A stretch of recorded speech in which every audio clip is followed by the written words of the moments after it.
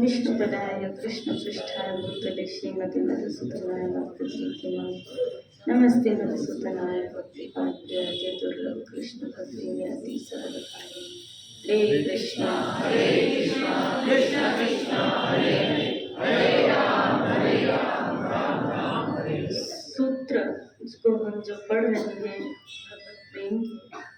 भगवत प्रेम को ही अपने जीवन का एकमात्र उद्देश्य समझें और हर हालत में निरंतर लक्ष्य को ध्यान में रख के ही सब काम करें।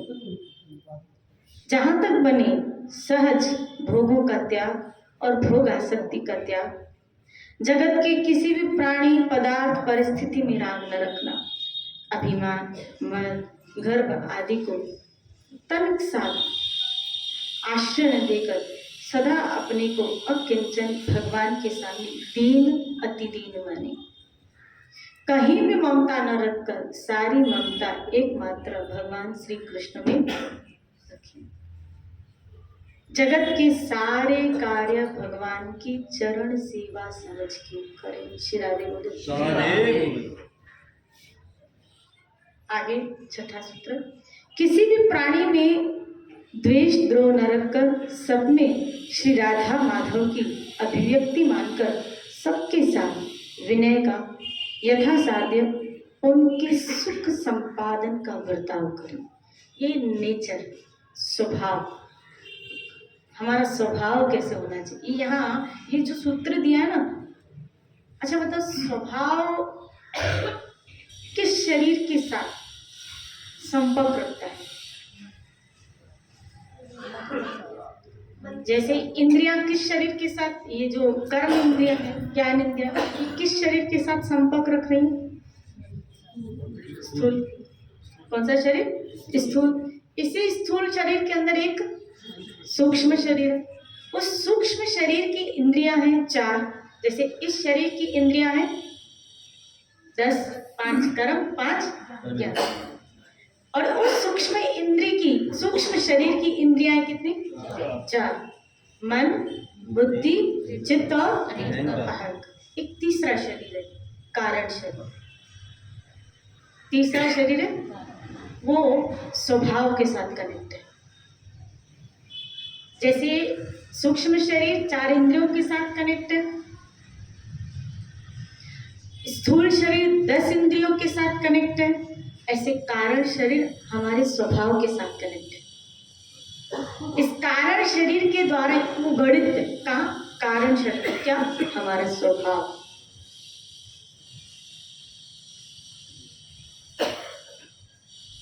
इसीलिए इन महापुरुषों ने, अब देखो कईयों का, और ये भी कारण शरीर और सूक्ष्म शरीर, स्थूल शरीर में चेंजेस आती है।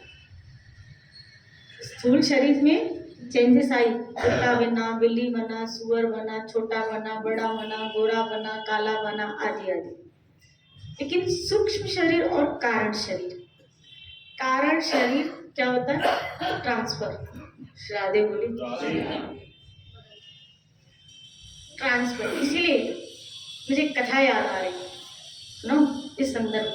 श्री राधे बोली, बापू जी हमको कथा सुनाते हैं कि एक साधु किसी गांव में चला गया।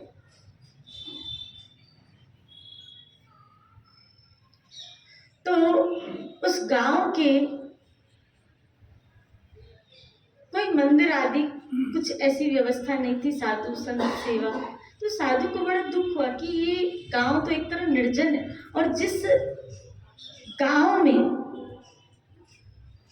जिस शहर में कोई मंदिर, कोई संत सेवा, प्रभु सेवा नहीं है, समझ लीजिए वो उजाड़ है, वो उजाड़ है। और हमारा भारत इस मामले में वह धार्मिक प्रवृत्तियों का है, जहाँ गली कूचे में एक छोटा मोटा आपको मंदिर आदि मिल तो जाएगा ही, जहाँ आपस में 2-4 माताएं भले मिलके और कोई नहीं। तो मैंने तो एक जगह देखा, एक मंदिर में एक अकेली माता बैठ के भजन गा रही थी, ऐसा भी मैंने देखा है। श्री राधे बोले, ये ऐसी भूमि है जिस भूमि में हमारा जन्म है, वो धार्मिक भूमि। धर्म इस भूमि की जैसे बोलते ना, ये शहर इसमें उन्नति है, ये शहर इसमें, ये सिटी इसमें उन्नतिशील है, ये सिटी इस कार्य में, जैसे चाइना वो कैसे टेक्नोलॉजी में उन्नतिशील है, शिराजे बोले, ऐसे हमारा भारत धर्म में उन्नतिशील, धर्म की ध्वजा है।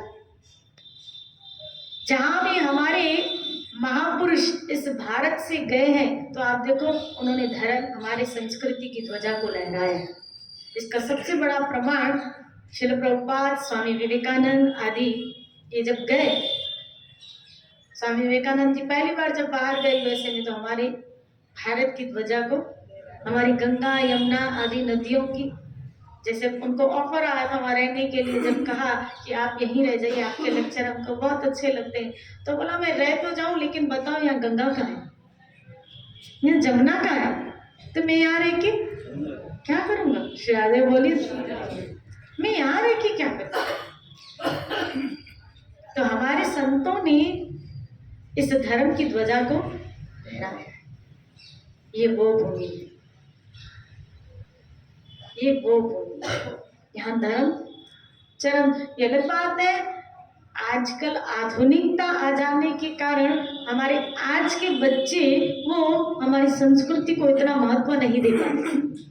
ये बड़े दुख की भी बात है, बड़े दुख की भी बात है कि वो आज के बच्चे बाहर की संस्कृति को अपनाए जा रहे हैं और बाहर के लोग हमारी, कभी कभी देखते हैं आश्चर्य होता है, अंग्रेज लड़के लड़कियां धोती और साड़ियां पहन रही हैं।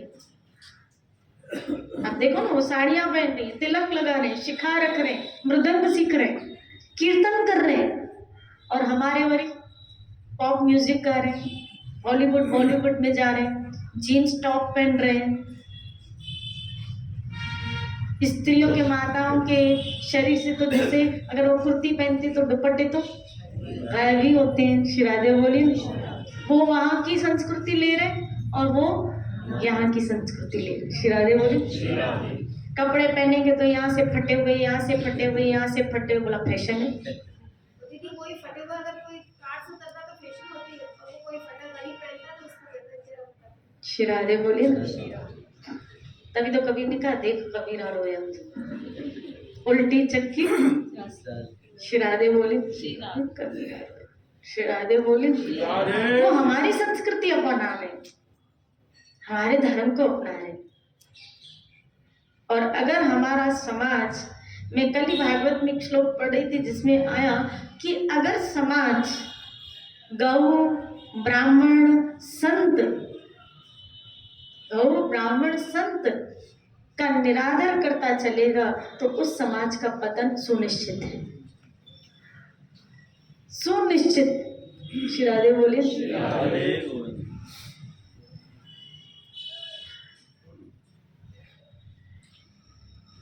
इसीलिए जो स्वभाव बात चल रही थी, स्वभाव किसमें है? कारण शरीर,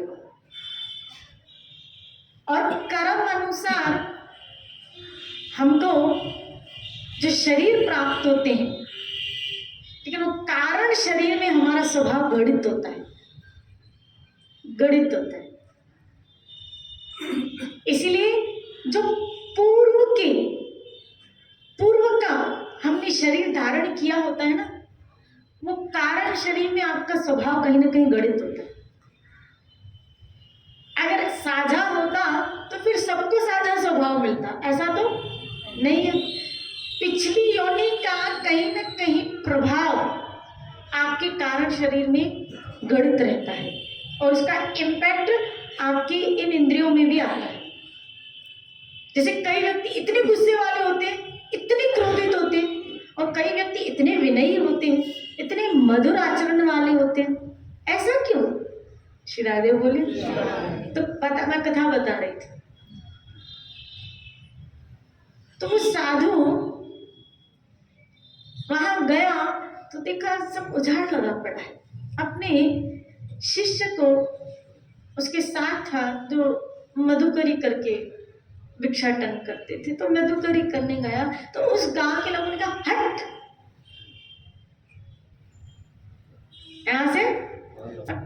भिखारी कहीं के आ जाते हैं मांगने के लिए, बहुत उसको सुना दिया, बहुत उसको सुना दिया। और बड़े बड़े बंगले वाले, बड़े बड़े सेठ, जिनके यहाँ अन्न धन की कुछ कमी न, उसको आश्चर्य लगा कि इनको 2 रोटी देने में भी झोरा है। फिर एक दूसरे गांव में गया, वह गरीब एक कुटिया में बैठा, और जब उसने उस साधु को आते हुए देखा तो अंदर बुला के उसका क्या किया, सम्मान किया। आइए महाराज, मैं आपको गरम गरम रोटी पका के खिलाती हूँ। श्री राधे बोले। साधु को बड़ा आश्चर्य लगा, उस शिष्य को बड़ा आश्चर्य लगा। गया अपने गुरु के पास और कहने लगा, गुरु महाराज याद रखना, कोई भी आपके पास अगर आता है ना तो अपना नसीब लेके आ रहा है, और आपको धर्म करने का क्या मिल रहा है, सौभाग्य। आपको धर्म करने का सौभाग्य मिलता है। ये शिष्य गया अपने गुरु के पास और कहने लगा, महाराज ऐसी ऐसी बात, और मेरी खोपड़ी में नहीं बैठी कि इतना धनवान होने के पश्चात भी उसके अंदर वृत्ति ऐसी, इसका स्वभाव ऐसा, और लगा अप टू डेट रहा था, घूम भी किस में रहा था, कार में। तो फिर ऐसा उससे कहा कि उसके अंदर वो वृत्ति नहीं है। तो गुरु अंतर दृष्टि रख के मुस्कुराए और बोला, बेटा ये इसका कसूर नहीं, इसका जो स्वभाव प्रारब्ध का। बोला अच्छा।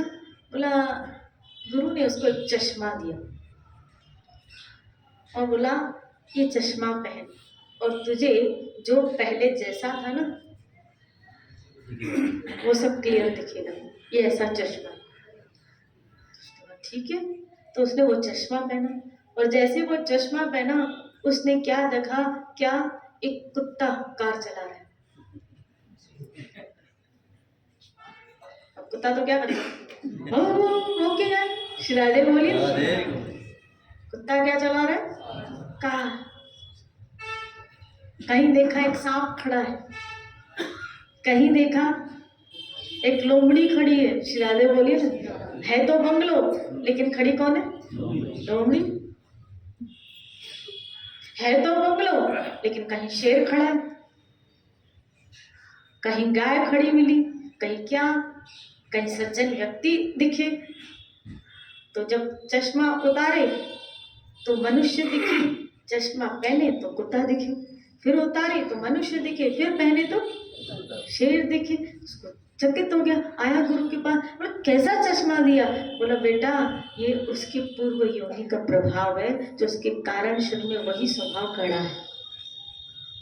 ये पिछले जन्म में क्या था, सांप था, इसलिए अभी तक जहर ही उगल रहा है। अभी तक क्या उगल रहा है, जहर। ये अलग बात है, पहले भी जीभ से ही उगलता था, अब भी जीभ से ही उगल रहा है, लेकिन तरीका, पहले उगलता था तो जान ले लेता था, अब वो उगलता है तो जान के साथ मान भी ले लेता है। श्री राधे बोले, सब कुछ ले लेता है। क्यों? क्योंकि ये पहले जन्म में कौन था, सांप था। श्री राधे बोले। ये पहले जन्म में शेर था, और शेर का काम है फाड़ना। और कई लोगों को क्या करते हैं, ऐसा फाड़ देते हैं, बोलते ना तूने तो मेरे दिल के टुकड़े टुकड़े कर, मुझे तो कहीं का। श्री राधे बोले। तो उसका पूर्व का स्वभाव जो कारण शरीर में गड़ा है, और वही पूर्व का नेचर जो कारण शरीर में गड़ा है, वो प्रेजेंट में बना तो मनुष्य किसी पुण्य के प्रताप से बना मनुष्य, या हो सकता है प्रोसीजर में आया। एक यहाँ प्रोसीजर में आया कि उसकी 84 लाख योनियों में जो 83,09,999 आदि का जो सर्कल था, वो भुगतान का खत्म हुआ और मनुष्य योनि का अवसर है। लेकिन जो लास्ट होगा तो अभी वो घड़ित रह गया। श्री राधे बोले। और कभी किसी संचित पुण्य कर्म के प्रभाव से उसको मनुष्य देह मिलता है, लेकिन उसका, जैसे आप देखो कई कुत्ते आपके सत्संग में ऐसे यहाँ बैठ जाते हैं तो उसके कान में क्या गया, हरिनाम। कभी मंदिर में कबूतर, ये क्या है, क्या कि भले है पशु योनि में, लेकिन पुण्य को जो मिल रहा है उसका कैलकुलेशन नहीं है। ये सब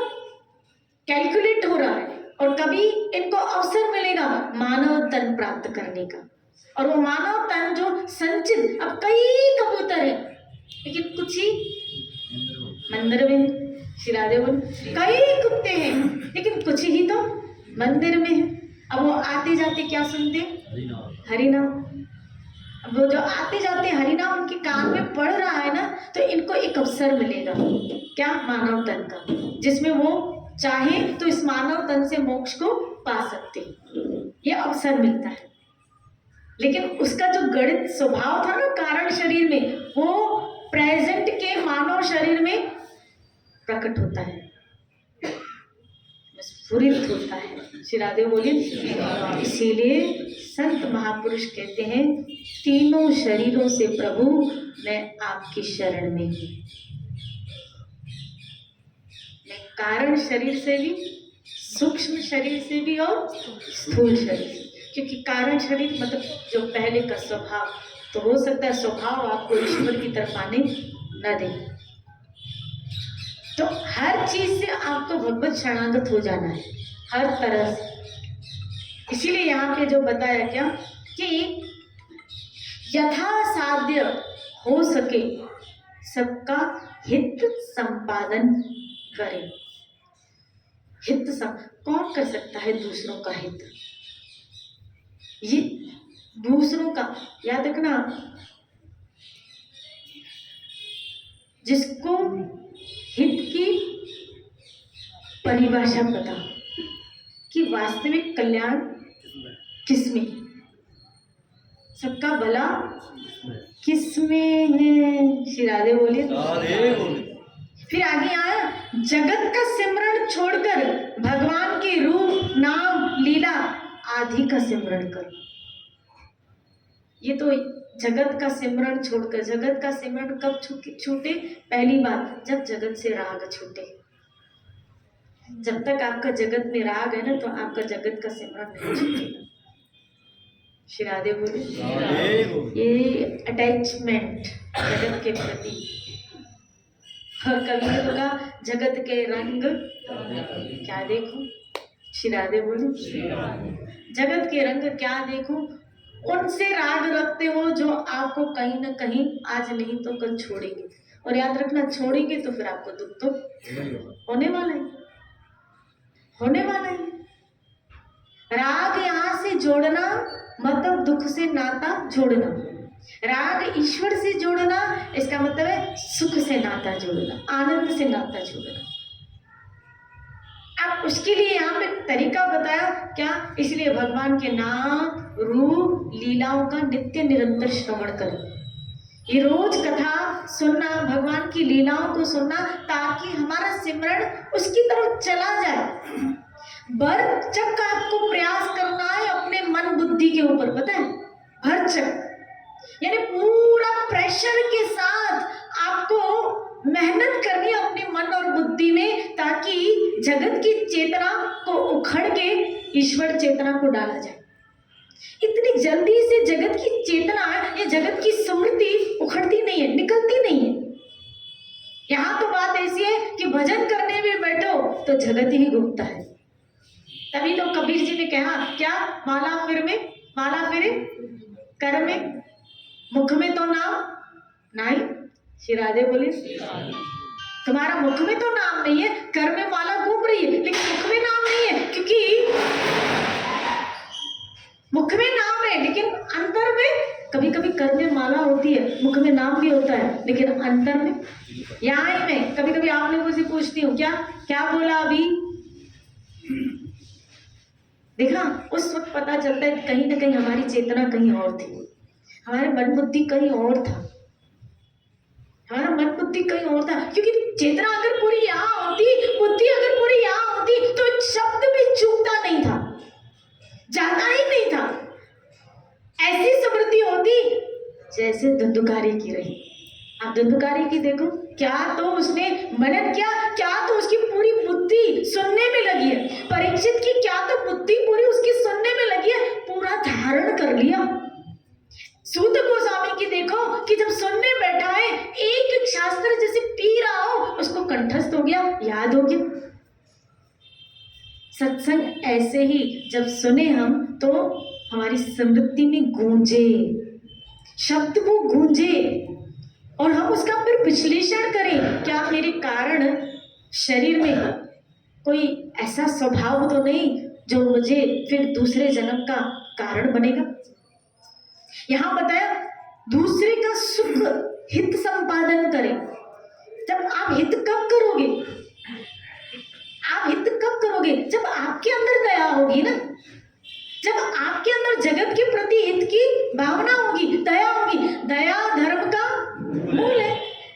भीतर में जगत के प्रति हित की भावना तभी आएगी जब जीवों के प्रति आपके अंदर दया। श्री राधे बोले किसका भला हो। और पहले हमें इस मैटर में क्लियर होना चाहिए क्या भला किस में है। सबका भला किस में है। जैसे भक्ति सिद्धांत महाराज, जब शील प्रभुपाद भक्ति सिद्धांत महाराज से मिले तो प्रभुपाद ने कहा मैं जुड़ा हूँ। किसके साथ जुड़ा? बोला महात्मा गांधी के आंदोलन से जुड़ा, देश आजादी। प्रभुपाद ने कहा तो भक्ति सिद्धांत ने कहा तुम देश को आजाद करना चाहते हो, अच्छी बात है, लेकिन कुछ ऐसा ऐसा कार्य करो ना जिससे जीव हमेशा के लिए आजाद हो जाए। जीव हमेशा के लिए आजाद हो जाए, क्या फिर उसका दूसरा जन्म ही न हो, फिर उसका दूसरा जन्म ही न हो तो क्या किया जाए? बोला फिर सबको श्री हरि की भक्ति में लगाओ, सबको श्री कृष्ण भक्ति। इसलिए कहा तुम जाओ प्रचार करो कि जीव अगर कृष्ण भक्ति के साथ जुड़ेगा उसका दूसरा जन्म होगा ही नहीं। मनसा वाचा कर्मणा, मनसा वाचा कर्मणा, हमको जो भी आपके संपर्क में आ रहा है उसका हित सोचना है और उसका हित इसी में कि वो हरि भक्ति में लगे, कृष्ण के साथ जुड़ जाए। अब वो कैसे जोड़ना है उसके लिए सबके लिए मेथड अलग अलग है। और उसके लिए अगर आपकी भावना हित की है तो भगवान आपको ऐसी बुद्धि देंगे। ददामि बुद्धि योग, मैं ऐसी बुद्धि दूंगा, ऐसा टैलेंट मैं तुमको दूंगा। श्री राधे बोले जरूरी थोड़ी है कि खाली उपदेश व्यास गद्दी पे बैठ के दिया जाता है, ऐसा जरूरी नहीं। यहाँ किसी को समझाया खाली यहाँ जाता है, ऐसा जरूरी नहीं है। आप खड़े खड़े होकर भी सत्संग कर सकते हो। सत्संग का अर्थ क्या है कि किसी को सत्य के साथ जोड़ना। योग भक्ति योग, योग मतलब जोड़ना, जुड़ना। ज्ञान योग, ज्ञान के साथ जुड़ना। भक्ति योग, भक्ति के द्वारा ईश्वर से जुड़ना। तो अगर किसी के जीवन में आप भक्ति देते हो, ईश्वर के साथ जोड़ने का काम करते हो, ये सबसे बड़ा उसका हित कर रहे हो, सबसे बड़ा उसका हित। अगर आप किसी को कहते हो ना चल तू एक माला घुमा मैं तेरा काम कर लेती हूँ, वो एक माला घुमाएगा, उसको तो मजा आया क्योंकि उसको काम नहीं करना है, उसको काम नहीं करना है। लेकिन उसने जो माला घुमाई ना आपने उसका हित किया, उसने जो भजन किया ना उसमें उसका हित हुआ। श्री राधे बोले चल आइए तो भगवान के आगे क्या देखो, मत्था टेको, चलो हमारे ठाकुर जी के दर्शन करो। इस बहाने उसका क्या हुआ? हित हुआ, उसको भला हुआ। बस हमारे दिमाग में यह होना चाहिए इसका हित किसके साथ है? कृष्ण। अब कैसे खाली एक बार कृष्ण इसके अंदर घुसाओ, भले पूरी जीवन में वो बंदा 10 बार आपसे मिले और एक बार कृष्ण बोला ना तो भी उसका भला होगा। 10 बार आपसे मिले लेकिन एक बार भी आपने उसके कान में कृष्ण नाम डाल दिया, उसका कल्याण होने वाला है। इसीलिए मैं कहती हूँ कि जब फोन उठाओगी ना तब राधे राधे बोल दिया, हरि बोल बोल दिया करो, राधे गोविंद बोल दिया करो। क्यों? क्योंकि अगर आप ऐसा बोलते हो हरे कृष्ण, जो भी आपके अंदर आ रहा है भजन का सूत्र वो बोल दिया करो। क्या कि ऐसा बोलने से पहला ही काम हमने उसका हित कर दिया, उसके कान में नाम डाल दिया। उसके भले सामने वाला नहीं बोले, नहीं बोले, छोड़ो, आप उसको छोड़ो, वो नहीं बोले, आपने तो उसका हित कर दिया, आपने तो उसके कान में नाम डाल दिया। श्री राधे बोली मान लो वो ऐसा कहे यहाँ भी राधे राधे, इधर भी बोलना है क्या? श्री राधे बोली बोला यार तू जिधर मिलेगा मैं उधर बोलूंगा, तू तू जिधर मिलेगा मैं राधे राधे उधर ही बोलूंगा, और जब तक तू बोलेगा नहीं तब तक मैं बोलता है छोड़ूंगा नहीं। श्री राधे बोले राधे। तब तक मैं तुझे छोड़ूंगी नहीं जब तक तू। यही तो गुरु का कमाल होता है क्या, कि जब तक जीव पहुंच नहीं जाता तब तक वो उसको छोड़ता नहीं है। जब तक वो ईश्वर के धाम पहुंच तब तक वो आता रहता है, आता रहता है उसको लेने के लिए। चल तुझे फिर से लेने आया, चल मैं फिर आया, क्योंकि तू नहीं पहुंचा था, मैं पहुंच गया था, सोचा आएगा, नहीं आया तो वापस में आया तुझे लेने। चल ऐसे महापुरुष बार बार इस जगत में, उनको अपनी नहीं पड़ी होती, पता है महापुरुषों को अपनी नहीं पड़ी, वो अपने सुख का, क्योंकि बताओ किसको अच्छा नहीं लगेगा शामा शाम के पास बैठना।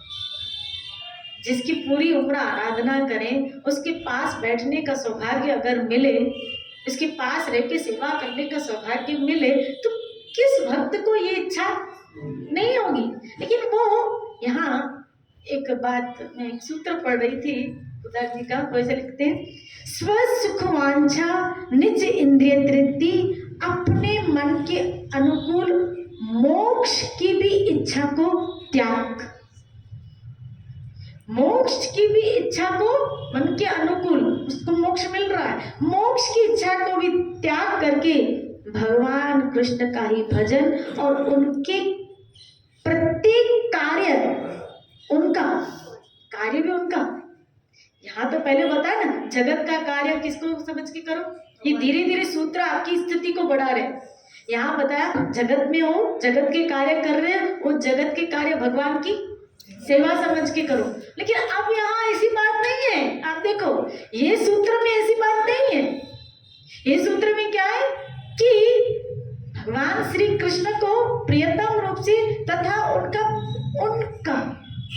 प्रत्येक कार्य, यानी उनकी जो सेवा, उनका प्रत्येक कार्य केवल उनके सुख के लिए करना। श्री राधे बोले जो उनके सुख के लिए करना।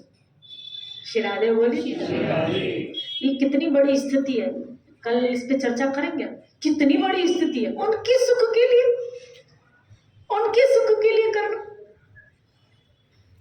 हम तो चाहते हैं भगवान हमारे सुख के लिए कुछ करे। देख रहे हो अपनी स्थिति, कुछ यहाँ भी ध्यान दो। श्री राधे बोले, बोलो ना श्री राधे। कभी कभी भगवान को यहाँ भी ध्यान दिया करो ठाकुर, इधर भी ध्यान दिया करो। खाली इधर ध्यान देते हो, इधर ध्यान देते हो, उधर ध्यान देते हो, उधर ध्यान देते हो, इधर भी दो।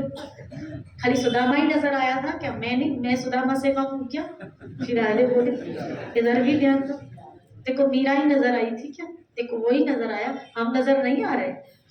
श्री राधे बोले और महाप्रभु ने तो सूत्र दे दिया यथार्थ तथा, भले मैं तुम्हें नजर ना आऊं, बहुत उच्चतम स्थिति है, भले भले तुम मेरी तरफ ना देखो, मेरी तरफ मत देखो, भले मैं तुझे देखता रहा, मैं तेरी तरफ आता रहा, तुम भले मेरी तरफ ना आओ, मैं तेरी, तुम मेरे लिए भले ना सोचो लेकिन मैं तेरे लिए सोचता रहूं, तुम मेरे लिए कभी कुछ ना करो लेकिन मैं तेरे लिए कार्य करता रहूं। इसीलिए वो संत वहां नहीं जाते क्या, ये जगत को, जो जगत इस प्रभु की सृष्टि है और जो दूषित होती जा रही है, उस दूषित सृष्टि को भगवंतमयी बनाने के लिए भगवान के सुखार्थ हेतु वो नाना प्रकार के कार्य इसीलिए करते रहते हैं कि उस जगत पिता को प्रसन्न किया जाए, उसके सुख के लिए। यहाँ कीर्ति हासिल करने के लिए नहीं। यहाँ अगर कोई जगत में इस प्रकार के कार्य लोगों की वाहवाही हासिल करने के लिए कर रहा है कि चार लोग मेरे पांव छुए, आगे पीछे घूमे, तो समझ लेना अभी वो स्थिति नहीं है भक्ति की जो आनी चाहिए। जगत के प्रीति हितार्थ हेतु या जगत के मान हेतु ये कार्य नहीं किया जाता, लेकिन ईश्वर को राजी करने के लिए कि उसकी सृष्टि है ना, जैसे कल आपको सत्संग में बता रहे थे, भगवान ने जब इस सृष्टि की रचना की, समझना, जलचर थलचर पेड़ पौधे सब बनाती है, सब सब सब बनाती है, सब बनाए। अंत में उसने किसको बनाया? किसको बनाया? हमको बनाया, मनुष्य को बनाया, और बिल्कुल अपने जैसा बना, अपनी जैसी सृष्टि बना, अपने जैसा। आदि भगवान गोविंद के 2 हाथ हैं, हमारे भी 2 हाथ। उसका 1 नाक है, हमारा भी, उसकी 2 आंखें, हमारी भी 2। अपने जैसा स्वरूप बनाया उसने। पता है किस लिए बनाया था? श्री राधे बोलो, इस जगत में जो भी बनाया, इस जगत में उसने जो भी बनाया हमारे लिए। ये उठेगा तो सूर्य चाहिए, ये पिएगा तो इसको पानी चाहिए, ये खाएगा तो इसको अन्न चाहिए, ये रहेगा तो इसको भूमि चाहिए। तो ये सब किसके लिए बना? हमारे। फिर इसको नाना प्रकार के पदार्थ चाहिए, आम चाहिए, नींबू चाहिए, सब्जी चाहिए, अन्न चाहिए, उसमें भी वैरायटी, उसमें भी वैरायटी। अब आम की कितनी वैरायटी है? अब आपके लिए देखो, आपके परमात्मा ने क्या क्या व्यवस्था की। आम की कितनी वैरायटी? आपूस, लगड़ा, बादाम, दशहरी, फिर केसर। श्री राधे बोले, कितनी वैरायटी है? बहुत वैरायटी थी। किसके लिए? हमारे लिए। उस परमात्मा ने, उस गोविंद ने हमारे लिए क्या? श्री राधे समझना, उसने अन्न में वैरायटी, एक का अगर लिया जाए तो उसमें भी गंदम ले लो, कितनी वैरायटी। चावल लो, कितनी, टोटे हैं, बासमती हैं, छोटे हैं, उससे बड़े, उससे बड़े, कितनी वैरायटी। बोला किसके लिए? इसके लिए। मैंने जगत बनाया, जगत में तुमको बनाया, उस जगत में जो भी बनाया वो तुम्हारे लिए बनाया, लेकिन मैंने तुमको मेरे लिए बनाया। तुमको श्री राधे बोले, उसने हमको किस लिए बनाया? अपने लिए बनाया। जो बनाया यहाँ वो तुम्हारे लिए, लेकिन तुम मेरे लिए। जो बनाया वो तेरे लिए था, लेकिन तुम मेरे लिए थे। लेकिन हो गया क्या? हम जिसके थे उसके न बन पाए। श्री राधे बोले, हम उसके लिए थे, हमारी रचना उसके लिए हुई थी, उसको खुश करने के लिए, उसको तुष्ट करने के लिए, उसको तृप्त करने के लिए। अपने आप से पूछो, क्या अब हमारा जीवन उसको खुश करने के लिए है या फिर जगत को खुश कर रहे हैं? करना था उसको खुश। उसने तो आपके लिए बहुत कुछ व्यवस्था की है, आपके लिए सब बनाया, लेकिन आपको, अर्जुन तू मां एक मुझ अकेला, तू मेरा, मां एक मुझ अकेले की शरण में आया। मैंने तुझे बनाया सिर्फ मेरे लिए बनाया, मेरी सेवा करे, मेरे आनंद के लिए। हम कृष्ण के एंजॉय के लिए, हम कृष्ण के आनंद के लिए, हम कृष्ण की इंद्रियों को तुष्ट करने के लिए। जैसे मैं कल एक उदाहरण दे रही थी कि पहले के जमाने में राजा महाराजा होते थे ना, तो कुछ गवैये होते थे, वो राजा की क्या करते थे? स्तुति करते थे, महिमा करते थे, उसका गुणगान करते थे, तो राजा क्या हो जाता था? बस हम ऐसे गवैये हैं, वो राजा है। मेरा ठाकुर कौन है? राजा। वो राजा है, हम ऐसे गवैये हैं, उस बस गुण गा के उसको हमको क्या करना है? खुश करना है, उसकी महिमा करके, उसकी स्तुति करके हमें उसको खुश करना है। और आज हम पता नहीं कितनों को बस वो आज हमारे लिए राजा बन बैठे और सबको हम खुश कर रहे हैं। ये भी, ये भी, ये भी, ये भी, ये भी, और आज तक हम किसी को कुछ नहीं पाया। श्री राधे बोले, बोलो ना श्री राधे। तो हम कौन है? वो गवैये, उस राजा को बोलो खुश करना है। कैसे खुश करें? उसके गुणगान। अभी क्या करें हम सब? उसको खुश करें, मैं भी और आप भी। क्या करके? उसके गुण गा के, उसके नाम का कीर्तन करके, उस अपने राजा को क्या कर रहे? खुश कर रहे। कल फिर उसको खुश करने के लिए सब मिलेंगे, तब तक के लिए भजन करते रहो। जय